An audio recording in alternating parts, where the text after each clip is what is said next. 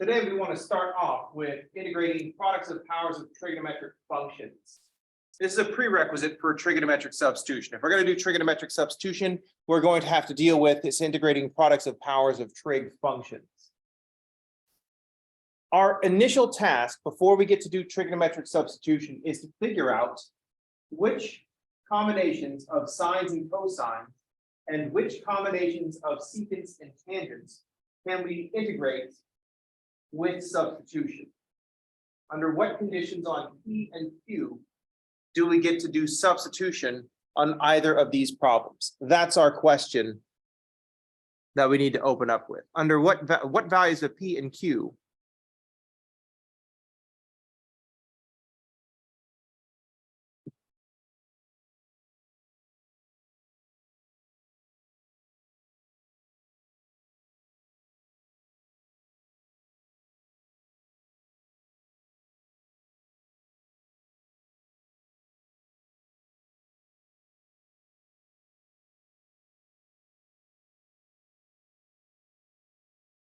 So for what values of P and Q are the above integrals substitution integrals? And more importantly, under what conditions on P and Q are these not substitution integrals?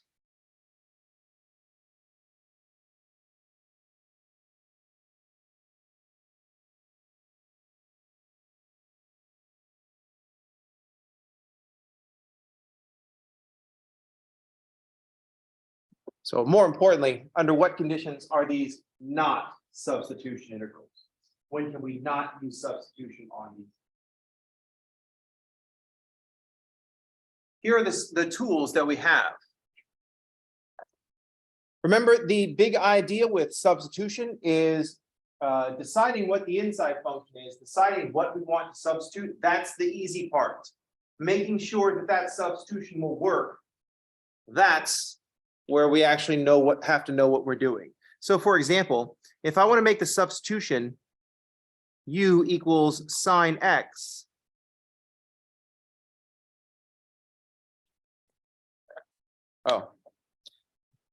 I was using u for parts. U is traditional substitution. So if you look on Professor YouTube, if you look for U substitution, that'll be integration by substitution. I always do W substitution because it's twice as good. But then when we just do parts, as soon as I go back into this, parts has always had that U and DV. I also like to distinguish between U in the parts and W for substitution. Neither here nor there. If we want to make the substitution W equals sine of X, then we need to have other things to be the dw. If w is equal to sine of x, then the dw is cosine x dx. That is to say, if I want to make the substitution w equals sine x, then my dw I need a factor of cosine x to be the dw. Similarly, if I want to make the substitution w equals cosine x, then I need a factor of sine to be the dw.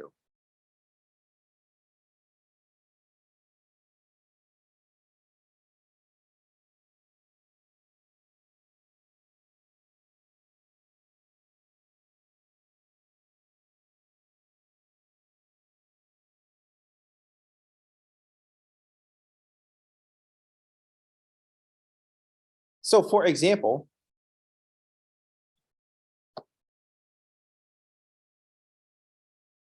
if I have the integral of, let's say, cosine cubed, let's do this. Cosine cubed x times sine x dx. In both, I can do either of these substitutions. I can make w sine x and I can make w cosine x. The most likely thing that we're going to try is w equals cosine x. We see it's being raised to the third power. that one factor of sine of x can be my dw. So the most likely substitution, if we encounter this, is to say w equals cosine x, then dw is negative sine x dx, and minus dw will be sine x dx. This is the most direct one. This is the one that we're going to be using. If we just look at this and say this is going to be a negative 1/4 cosine to the 4th x plus c. That sine x is just there to be the dw.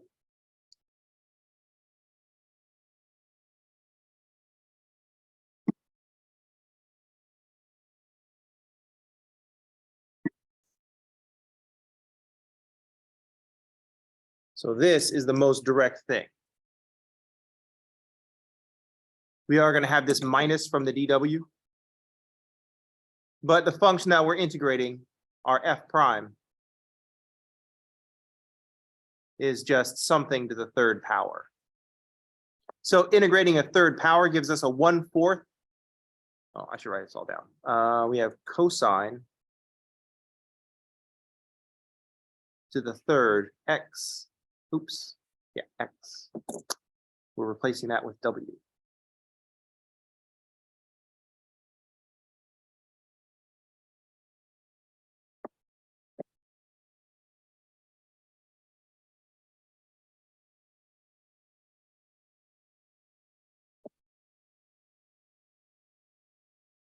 This would be the most obvious substitution to make.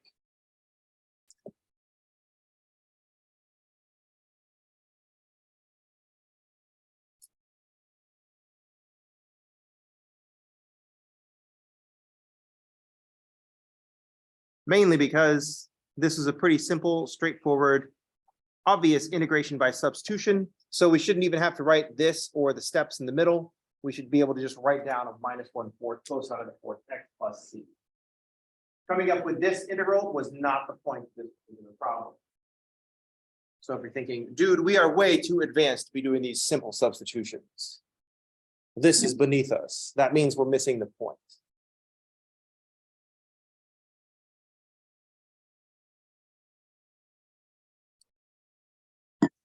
It's one of the things that needs to go away in writing. Like if you're writing a character and the character is super smart and then the work that's going on is beneath them, don't have them be snarky and dismissive of what's going on. Because partially because that doesn't make you smart, that makes you a dick.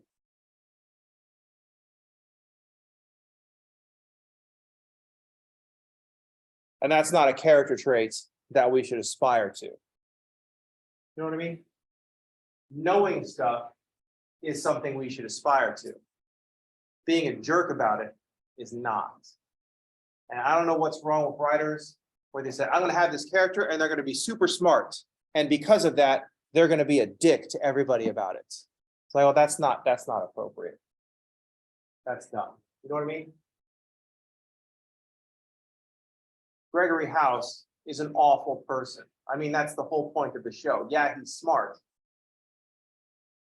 but he's also an awful person.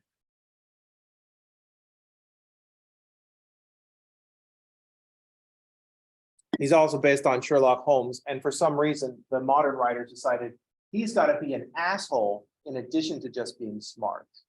Sherlock Holmes is kind of a jerk, but not like intentionally jerky. You know what I mean? Don't make your characters smart and demonstrate that by having them be dismissive by saying, oh, well, this is beneath me. Because real smart characters would look at this and say, this problem is pretty straightforward. Maybe there's some other point that's going on here. Maybe I should be looking for that instead of just trying to lord my smartness over other people. Does that make sense? I don't know who of you are going to become writers, but that needs to happen. A smart person is not going to sit there and look for the opportunity to just dunk on everybody with how smart they are. They're going to analyze the situation that they're in and say, maybe there's something that I'm missing. That's what a smart person does. They say, maybe there's something that I'm missing, And I should think about this more before I open up my stupid mouth and act like a dick. See what I mean? It's that simple. Anyway, this is all beside the point. Coming up with this antiderivative wasn't the point of the problem. The point was to show the flexibility of this problem if we have some trigonometry skills. Let's go back to this problem and work the other substitution. So for example, let's say I have cosine cubed x, sine x dx. Let's pretend that we're not going to do the obvious substitution. We think we're in a horror movie. If we do the obvious thing, then clearly it's just going to be a trap.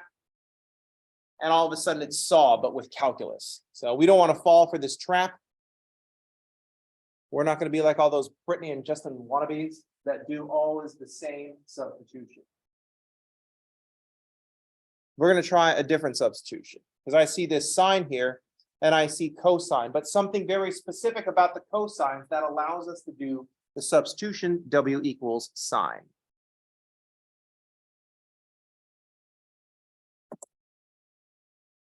Because we're not like other calculus students. If W is going to be sine x, then dW is cosine x dx. At least this way we avoid the negativity.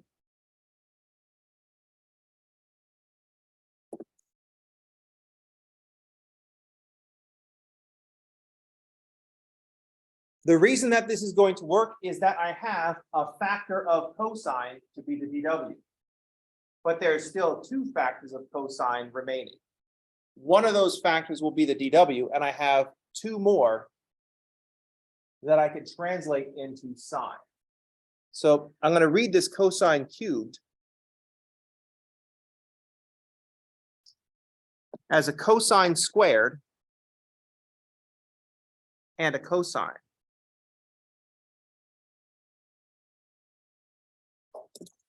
There's three factors of cosine.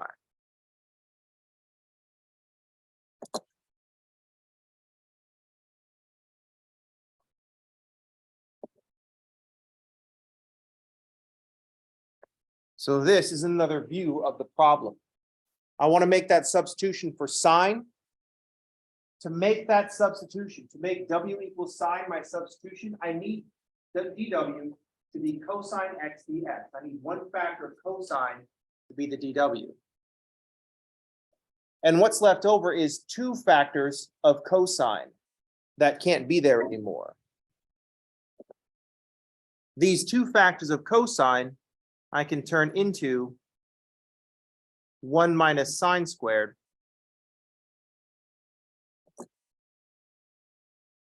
and so that will be an expression in W as well. So this will become the expression 1 minus W squared. And then this sine x is going to be the W.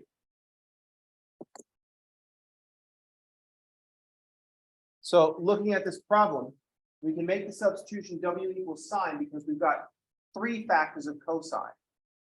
One to be the dW, the other two, I can use a Pythagorean identity and write it in terms of sine.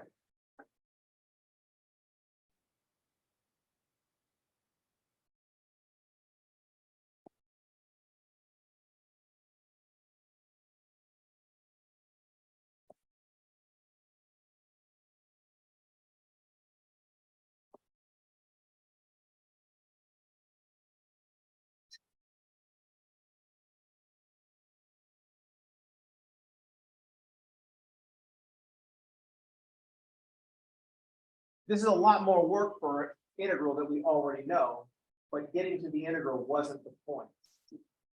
Understanding substitution was the point. Now, the reason that this is okay is that I could turn this into two terms. I can write this as W minus W to the third. So that's what we'll actually be integrating.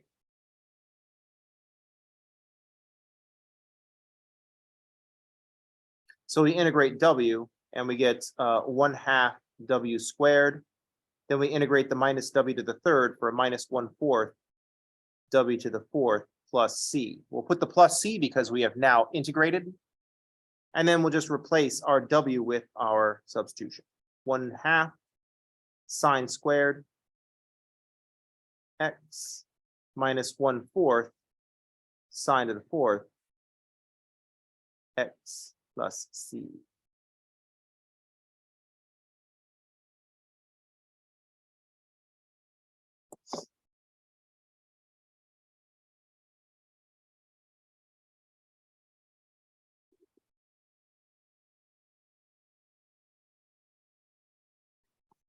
So this is the sine version of the minus 1/4 cosine of the 4th that we had before. If we do a Pythagorean identity on cosine of the 4th and take 1 minus sine squared squared, this is what we would get.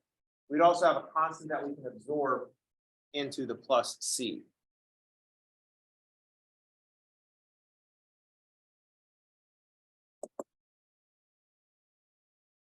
Any questions? So good news, there's more than one way we can approach this problem. Bad news, there's more than one way to approach this problem. This one is pretty straightforward. We would obviously choose the first one because we wouldn't have to write anything down. But there is another way. And the point of the problem was to get to this point, recognizing that I need one factor of cosine to be the dw. Then the other two factors of cosine we can translate into sine using Pythagorean identities.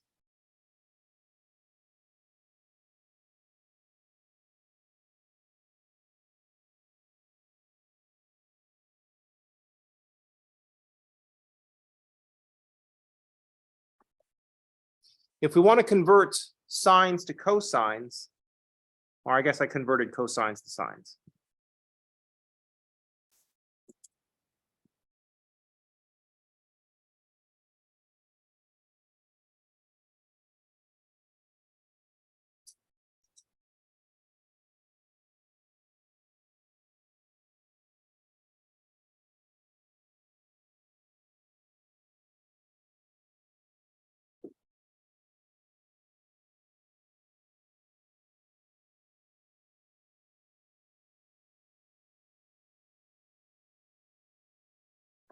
So our strategy here was to convert cosines into sines in pairs using a Pythagorean identity. We need a Pythagorean identity because then it converts clean, like we did our substitutions. When we said W equals 1 minus x squared, so x squared is 1 minus W. So doing that kind of thing. We have to have an even power of cosine left over after we say we want to be the dW to use the Pythagorean identity. So for example,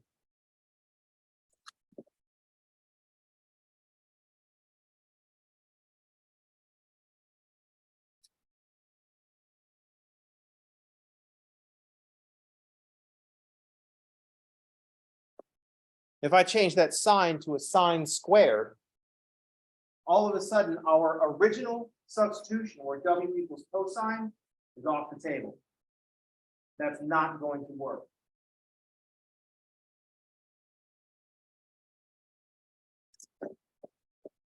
If we try it,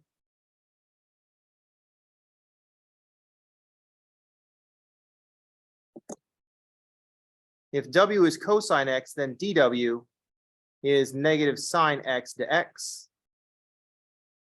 Not that we're going to need to go this far, but that means minus dW is sine x dx. To make the substitution W equals cosine x, I need one factor of sine to be my dW. The problem here is I have two factors of sine. One factor of sine is going to be the dW, but the other one factor of sine we don't have an answer for. We can't use the Pythagorean identity on one factor of sine. It would introduce a square root, and that would just make things worse, unless we have some very particular conditions.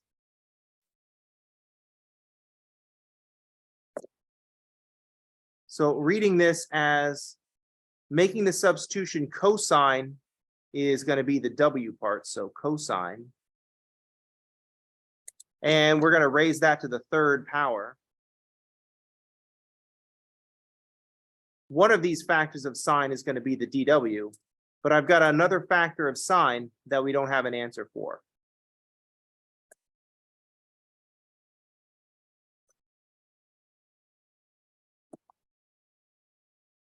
One factor of sine we say to be the dw, but the other factor of sine we can't use the Pythagorean identity on.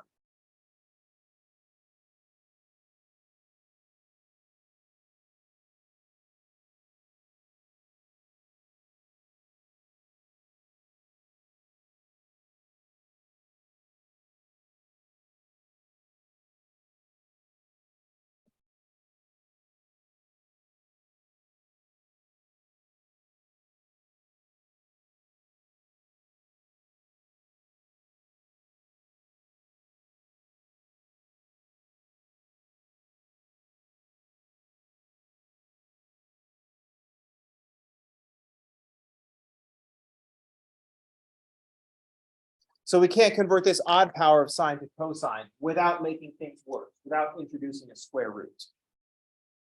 I mean, technically we can do what we want. But the point of the exercise is to make our lines easier, not messier. So we can't convert an odd power of sine to cosine without introducing square roots.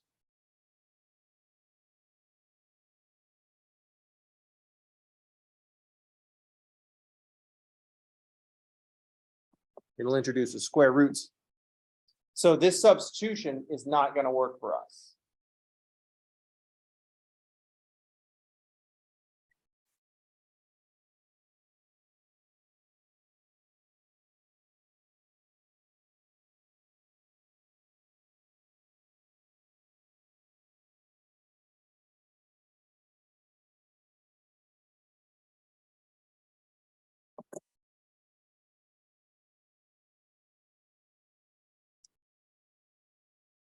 Because we had to think about what we need to make this substitution. To make the substitution w equals cosine, we need one factor of sine to be the dw. Well, we have that, but it leaves behind another factor of sine that we get stuck with.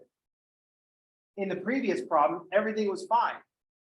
I had two factors of cosine left over, and those I can convert to sines with the Pythagorean identity. But here I've got one factor of sine that I can't convert. So what this means is that we have to use the other substitution. So for cosine cubed sine squared,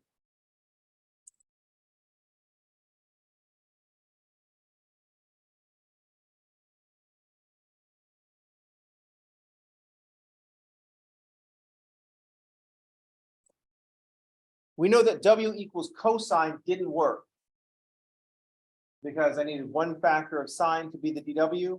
That left one factor of sine that would not fit into a Pythagorean identity. So we'll try the other one.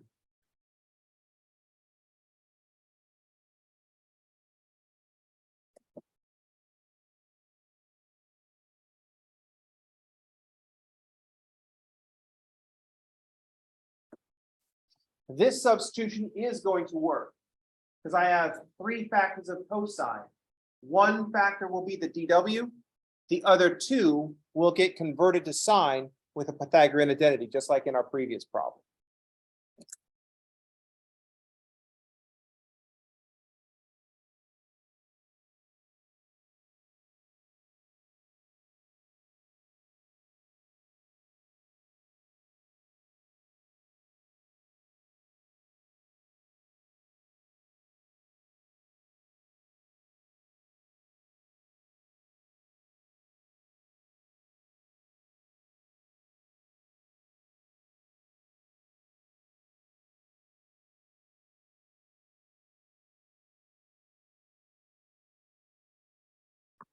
One factor of cosine will be the dw. The other two can convert to sine.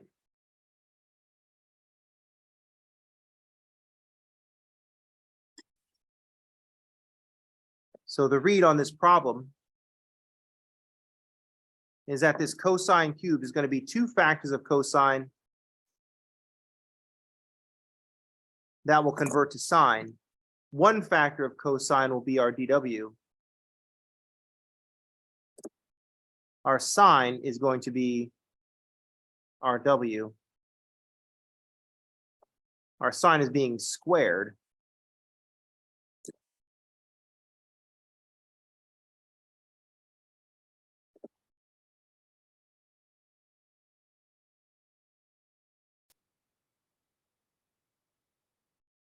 So we see what we're actually going to be integrating. That cosine squared will be a 1 minus sine squared. So I have 1 minus W squared times W squared. So W squared minus W to the 4th. So this cosine will convert to 1 minus sine squared.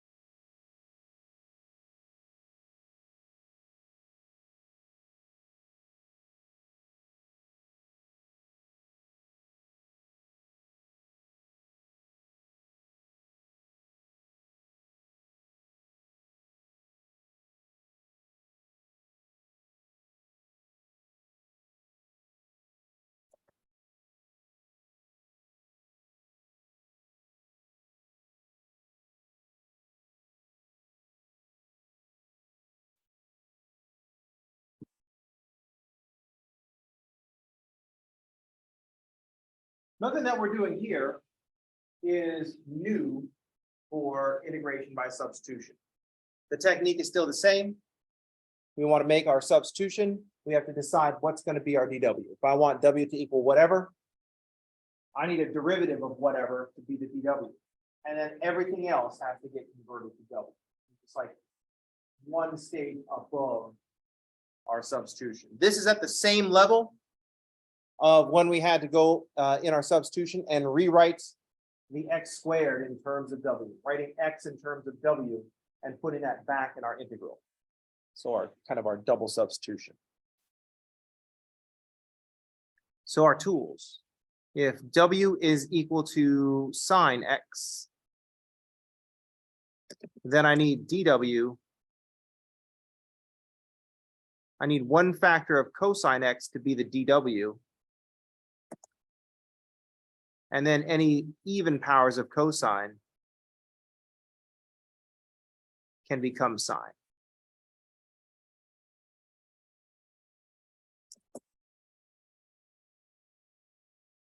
So I've just taken this tool and we've added this piece onto it. If we want to make the substitution W equals cosine,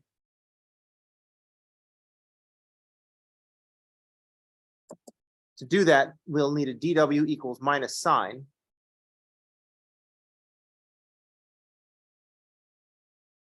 Or W up here should be X. We'll probably rewrite this as a minus DW is equal to a sine X to X. But then any signs that are left over in pairs, we can use a Pythagorean identity and convert them into cosines. So we'll say that sine squared is 1 minus cosine squared. We're just extending the tool set we already have.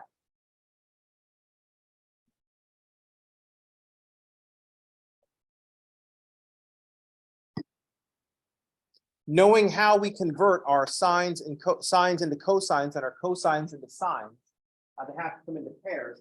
That will allow us to figure out the conditions on P and Q that will allow us to do substitution on the integral of cosine to the P, X times sine to the Q, X.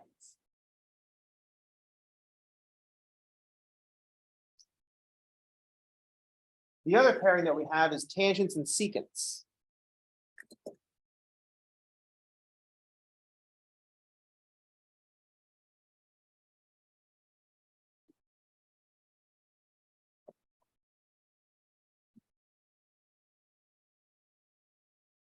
If we want to make a substitution W equals secant x, then we need more than just one thing to do the dw. The derivative of secant is secant times tangent. So if we want to make a substitution W equals secant x, then dw is secant x tangent x.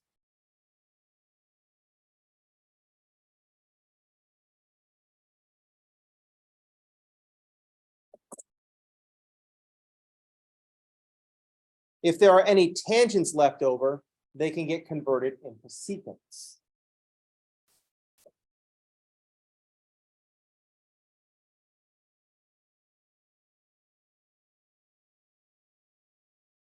So if I go through here, the sine squared is 1 minus cosine squared. If I go through and divide that by cosine squared, sine squared over cosine squared is tangent squared. 1 over cosine squared is secant squared. And cosine squared over cosine squared is 1.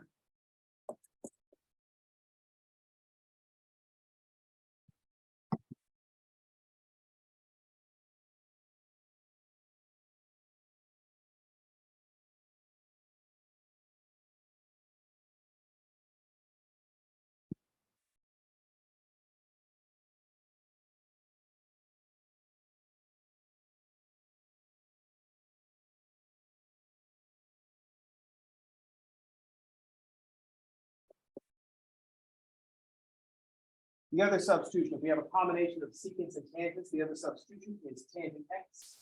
If we want to make the substitution tangent x, then for our dw, the derivative of tangent will need a secant squared x. So the interesting thing about secants and tangents is that the dw is not one factor of something, it's two factors. If we want to make the substitution tangent, then we need a secant squared. If we want to make the substitution secant, we need a secant and a tangent. One factor of each, but two factors in total.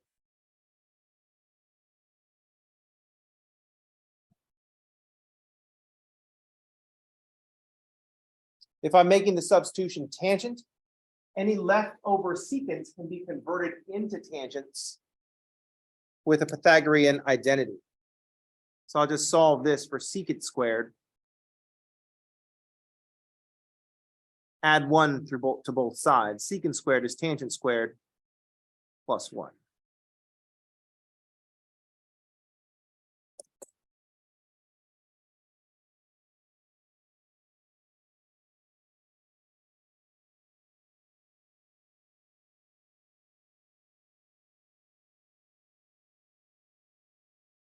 As you go through, try to figure out the conditions on P and Q for substitution. I will give you one for free, and it's a little bit weird. So using this most recent one, if we have an integral that's an even power of secants,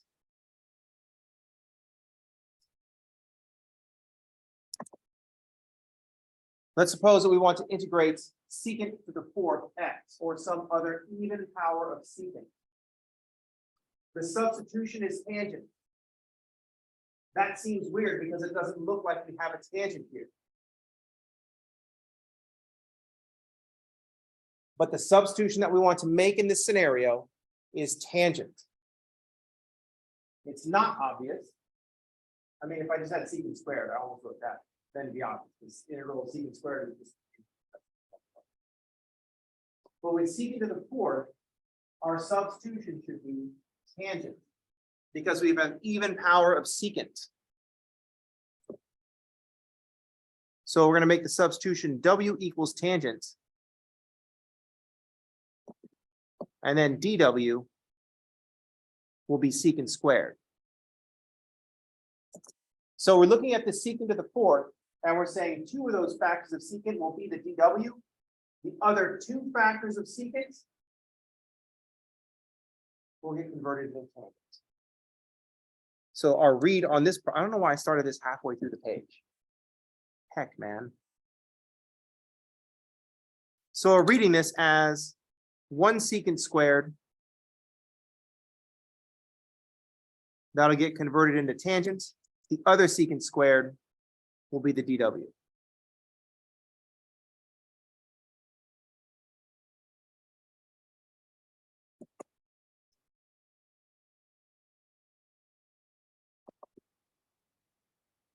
So this is going to be the integral of 1 tangent squared plus 1, which will be w squared plus 1 dw. This is weird because our substitution is not something that actually appeared in our function initially.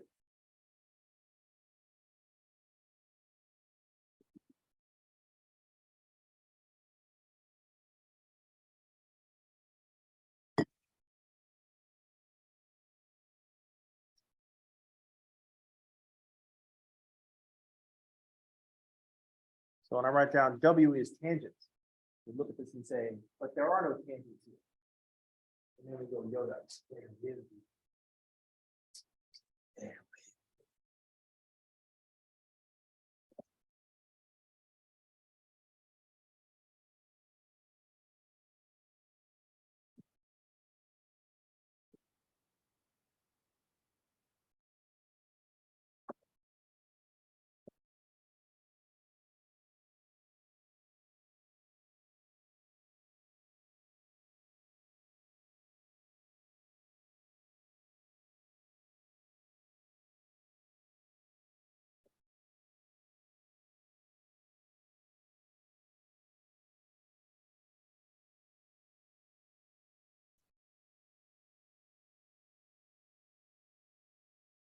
So your task is to look at products of powers of trig functions and figure out which ones, ultimately figure out which ones are not substitution.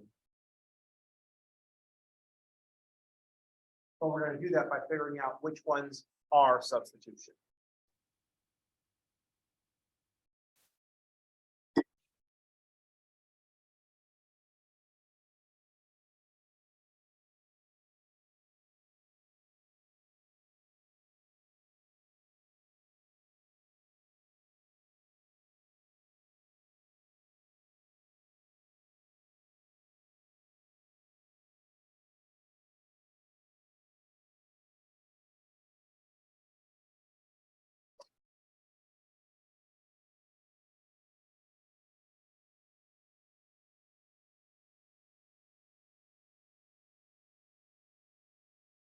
And here are the 4 substitutions that we want to make. Sine, w equals sine, w equals cosine, w equals secant, w equals tangent. We have products of powers of sines and cosines, products of powers of secants and tangents. When do we get to use substitution?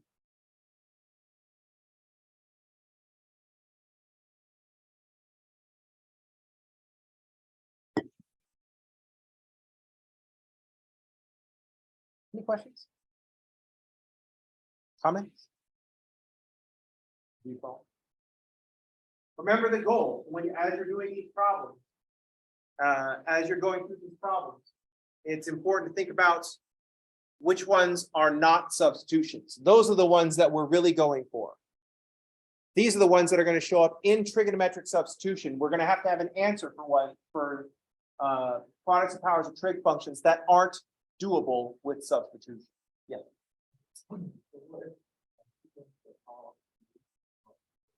Then we won't be able to make this substitution, right?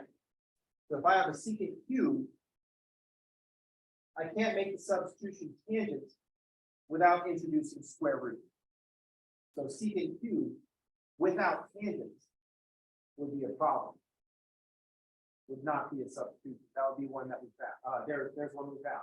If I had secant cubed times tangent, then w can be secant because I've got a secant and tangent to be the dw. So secant cubed, not substitution. Secant cubed times tangent, back to substitution.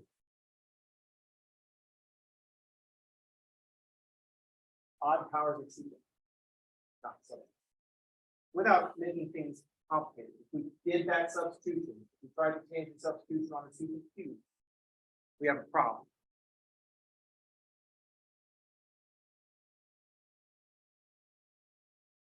Any questions? Comment? Remember, one of the other things that we have in play, one of the other things that might be useful is that tangent is sine over cosine.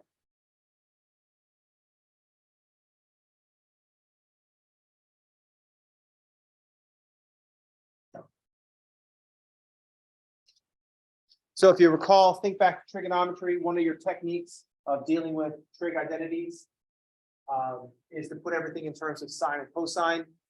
That's still a valid strategy. It might not always get you what you want, but it's still a valid strategy and a worthy avenue of exploration.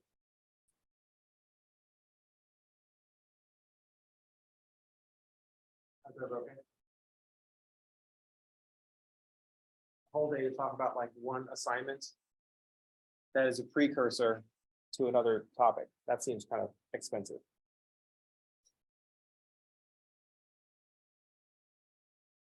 Well, sometimes tuition is expensive. Not so much in terms of money, but in terms of time. That's the thing that we always forget about school, right? We always focus on school being expensive because of the dollars attached. There's something way more important. There's a much bigger investment that you're making. So like even if someone has a full ride somewhere because their parents have lots of money and can afford to send them to school for a long time and not worry about it, that school is still expensive. Even if the parents are billionaires, the student is still making a huge investment. They go to school for 4 years. That's 4 years that they ain't getting back. They better make use of it. Does that make sense? It's not about the money. The money is incidental. When they say, hey, school is going to be free. You know, that's fine. That's the least important part of the cost. The bigger part of the cost is the time that you're going to be spending doing the work. So you better make sure that you're getting something out of the work that you're doing. Does that make sense? Now, getting something out of the work that you're doing, that's only partially provided by me and your other instructor. It is mostly going to be provided by you. Because if you don't do any of the work, if you don't give a shit, then none of this matters anyway. And there's nothing I can do to fix that. Except like whatever you pick up tangentially through it's like absorption of watching by watching things. Does that make sense? This is on you. So this is your investment, not of the dollars. That's just to make it inconvenient. Because the system doesn't want poor people to do this. Which is bad. This is legitimately bad. But the system is set up to keep poor people from doing it so that, but the one thing that we all have in common is that when you go get a degree, you're going to be spending time doing it. And that's valuable. Money you can make back, the time is gone forever. Until we learn to experience time from a different dimension, we're going to have to experience it like three-dimensional humans and go through from start to finish in order. Make sense? I don't know if anybody plays D&D, but you don't have any agency with regards to that storyline. You start at level 1 and you end at whatever level the campaign runs to. All right, so sort out the conditions under which you can do and cannot do substitution on these types of integrals. Those not substitution ones will be the ones that we're interested in when it comes to trigonometric substitution. That's going to do it for today. I will see y'all on tomorrow. Everybody have a good day and thanks for playing.